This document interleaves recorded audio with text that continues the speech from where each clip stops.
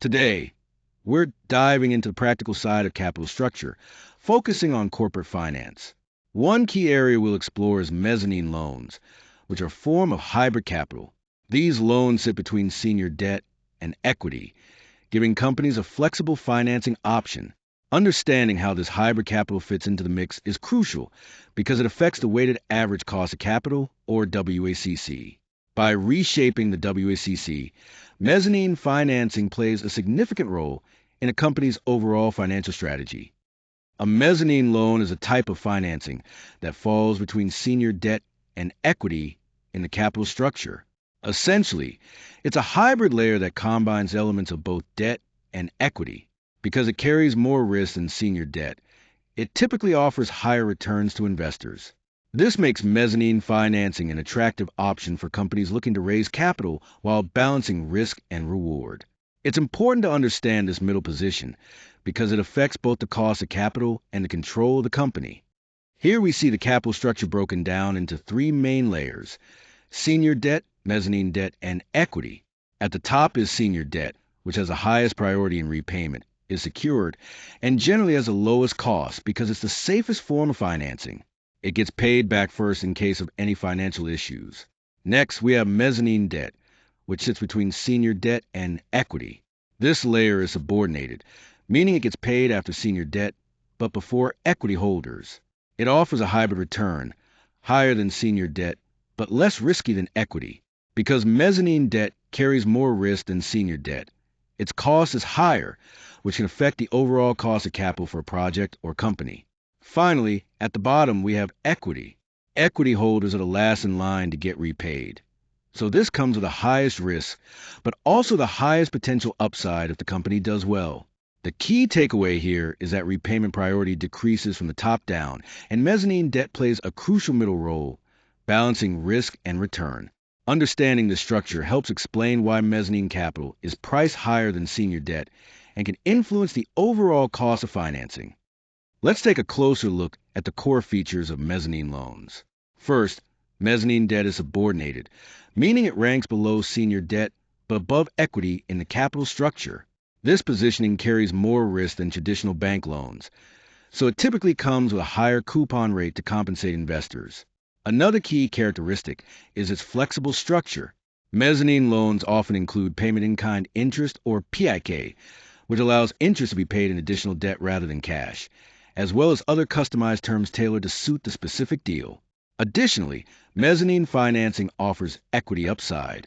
This is usually achieved through warrants or conversion features, which can increase returns if the company performs well. Overall, mezzanine debt acts as hybrid capital, effectively bridging the gap between conventional senior debt and common equity to provide companies with a versatile financing option. Let's talk about mezzanine financing and why it's an important tool in corporate finance, especially when it comes to capital strategy. Mezzanine financing essentially acts as a bridge between debt and equity.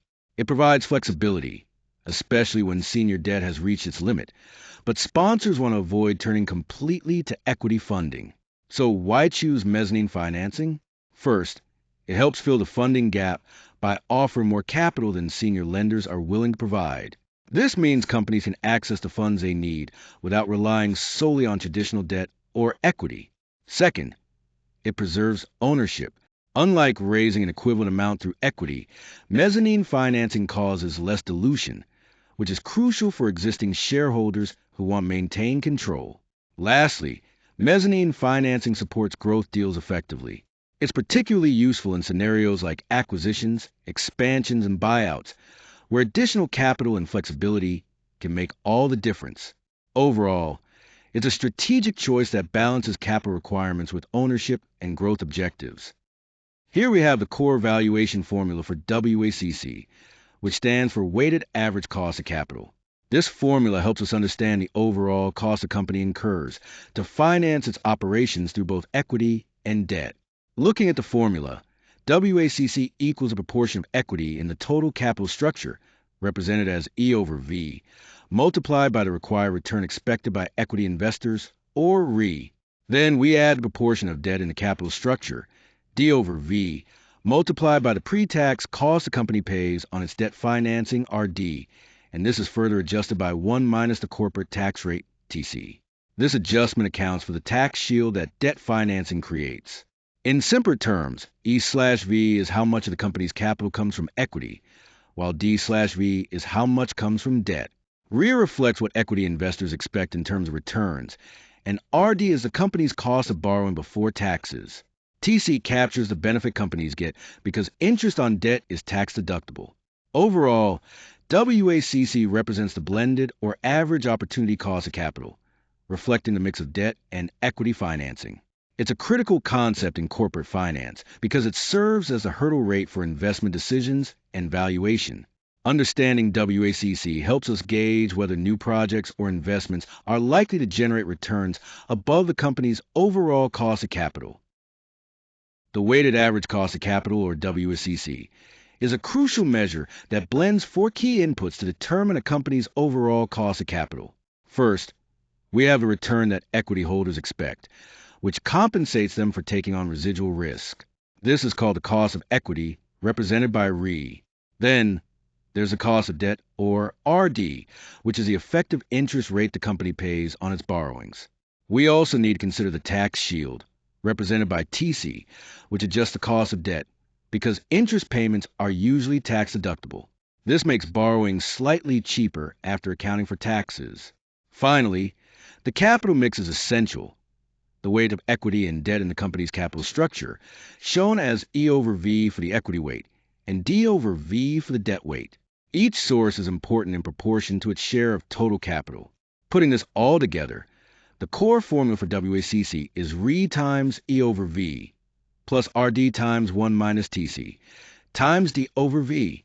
This formula lets us calculate a weighted average that reflects both the cost and proportion of each type of capital, giving a comprehensive picture of what it costs to finance the company's operations and growth. Let's talk about the impact of mezzanine debt on the weighted average cost of capital, or WACC. Without mezzanine financing, the capital structure typically consists of senior debt and equity. Here, equity makes up 60% of the capital, which is more expensive, driving the overall WACC higher, around 12.4%. Since equity demands a higher return, its large share pushes up the blended cost.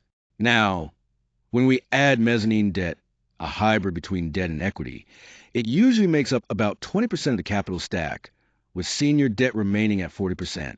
This shift reduces the reliance on equity, which often improves the blended cost of capital, bringing the WACC down to approximately 10.8%. That's a drop of 1.6 percentage points. The key takeaway is that mezzanine financing can lower the overall cost of capital when it replaces enough of the higher cost equity. However, it only benefits the WACC up to a point. If mezzanine becomes too large a part of the structure or its required return is too high, those advantages can diminish. So, the right balance is crucial for optimizing capital costs. Now, let's talk about the typical pricing range for mezzanine debt, which usually falls between 12 and 20% annually. This higher cost is due to several factors. First, mezzanine debt is subordinated to senior lenders, meaning it gets paid after other debts, which increases the lender's risk. Additionally, to compensate for this risk, mezzanine financing often includes equity kickers or warrants, which give lenders potential share in the company's upside and boost their total return. All these elements contribute to the overall cost of mezzanine debt being higher than traditional loans. Now, let's dive into some key features of mezzanine financing that can make it more attractive for lenders. First, we have the equity kicker. This is basically a sweetener tied to the ownership value, meaning the lender gets a share of the future upside. Typically, this comes through rights connected to the borrower's growth or eventual sale value, giving lenders potential stake in the success of the business. Then, there's the warrant, which is an option to buy equity later. Warrants let the lender purchase shares at a predetermined price, effectively turning mezzanine financing into a hybrid between debt and equity. This means lenders not only earn interest, but also have a chance to participate in equity gains. Together, equity kickers and warrants offer lenders extra upside potential alongside the regular debt interest. This combination helps compensate for the higher risk involved by increasing the expected return, while also reducing the immediate cash burden on the borrower. Essentially, it strikes a balance between rewarding lenders and easing cash flow pressures for the company. Let's walk through a real-world example of calculating the weighted average cost of capital, or WACC, when mezzanine debt is included in the capital structure. Imagine a sponsor-backed company decides to add a mezzanine layer between senior debt and equity. Since the after-tax cost of debt is generally lower than equity, the overall blended cost will fall somewhere between these rates. The core formula for WACC is the sum of the weight of each capital component multiplied by its cost. For debt, we use the after-tax cost, while for equity, we use the required return, which is not tax adjusted because equity doesn't provide a tax shield.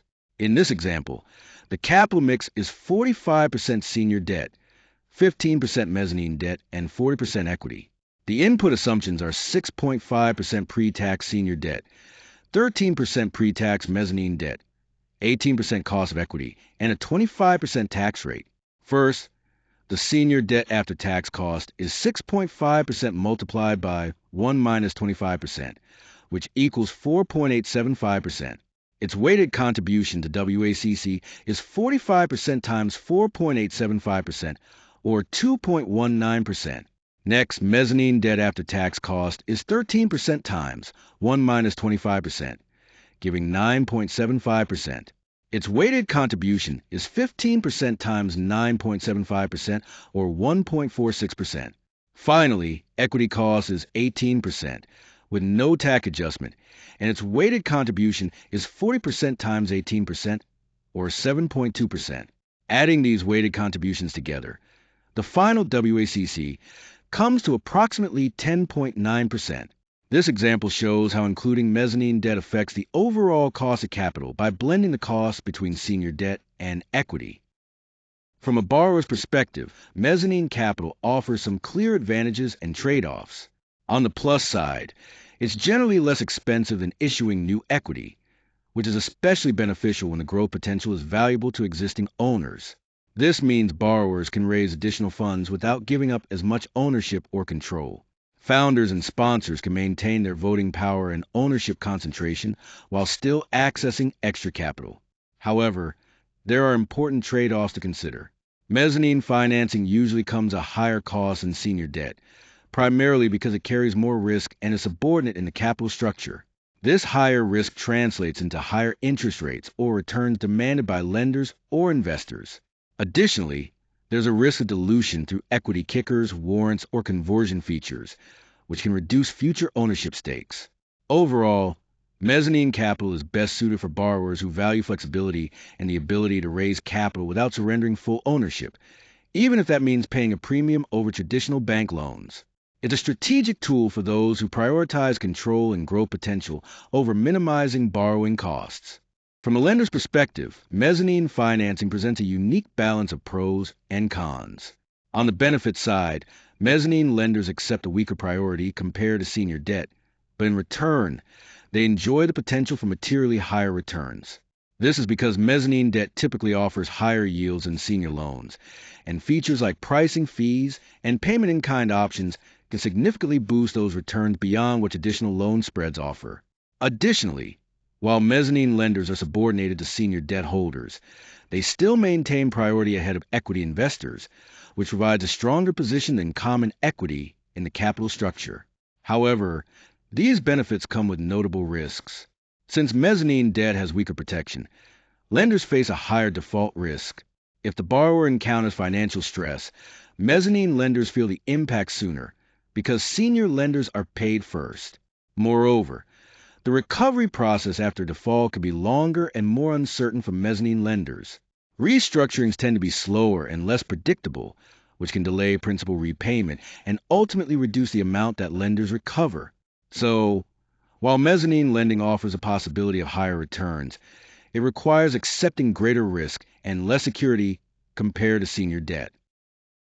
Let's talk about mezzanine financing and when it makes the most sense to use it. Typically, this type of funding is ideal for mid-market growth companies, those that are profitable or nearly profitable and are scaling beyond what traditional banks are willing to lend. It's a great fit for businesses that need to bridge the gap between senior debt and equity. Mezzanine financing is more flexible than senior debt and less dilutive than bringing in new equity, which makes it very attractive to owners who want to maintain more control. You'd consider mezzanine financing when you need more capital than senior lenders will provide, but don't want to give up full equity control. The growth profile of these businesses usually shows cash flow increasing, but not quite strong enough to support all senior debt. This type of funding is often used for specific transaction needs like acquisitions, expansions, or recapitalizations where there's a funding gap that needs to be filled. From an ownership perspective, sponsors generally want to take on leverage without experiencing major equity dilution. The capital structure at this point has room between what senior debt lenders are willing to offer and what equity investors contribute. Ultimately, mezzanine is the right choice when flexibility is more important to you than just having the lowest interest cost. It's about finding that balance to support growth while maintaining control and financial stability. Here we have a case study illustrating an LBO with a mezzanine layer. The sponsor is acquiring a manufacturer valued at $200 million, with a purchase price based on an entry multiple of 8 times EBITDA. Senior lenders are willing to provide up to $110 million in debt, but that's not enough to cover the full purchase price. To fill this gap, a $35 million mezzanine tranche is introduced. This allows the sponsor to reduce their equity investment from what could have been 45% down to about 27.5% or $55 million, while still maintaining control of the company. The senior debt carries a cash interest rate of 7%, and the mezzanine financing is more expensive at 13% cash interest plus additional payment in kind or warrants, leading to a blended cost of around 11.5%. Although this blended cost is higher than senior debt alone, it's still cheaper than raising all equity capital. This structure supports a strong internal rate of return by minimizing the sponsor's cash contribution without significantly increasing financing risk. Essentially, the mezzanine tranche bridges a constrained senior debt while keeping the deal financeable, making for a smart and efficient capital structure.